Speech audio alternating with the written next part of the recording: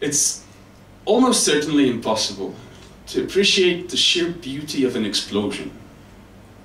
And I like to think of it as an intricate game of pinball, with a single atom suddenly propelled forward and bouncing back and forth, losing electrons and just hurtling through the massive gaps in what we see as a solid thing, a unit, like a grain of gunpowder, say. Until suddenly, multi-ball. With a flash of many-coloured light, all the others come alive, and then things become much too fast to follow as they all turn nervous and frantic and twitchy, and as they twist and tumble together, they leave behind them trails of searing light and weave them into the shape of a fiery flower that you can only see bloom once.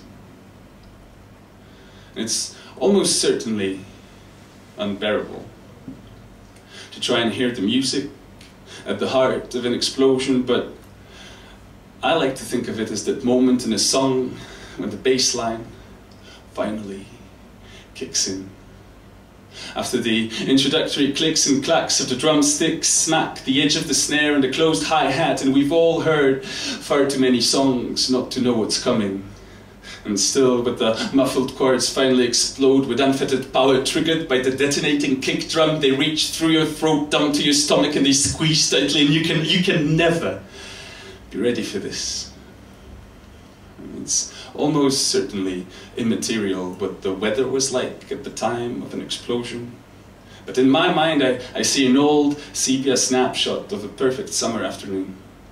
With the weather all the better because you have to imagine your own blue for the sky.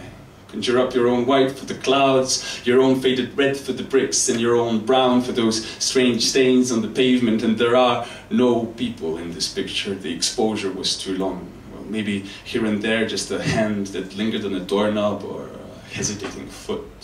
Just a hint of a presence, but no more. And it's almost certainly irrelevant.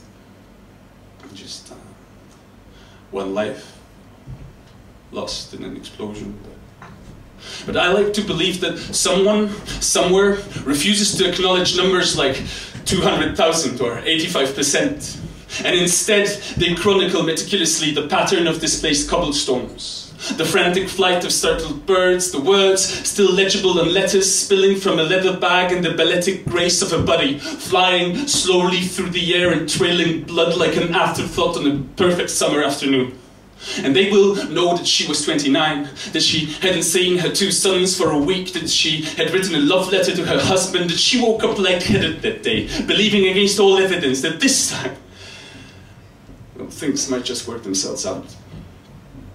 And I like to believe that just before the shrapnel hit, she stopped for a moment, balancing on one foot with her hand on the doorknob, thinking she had just heard the beginning of a song.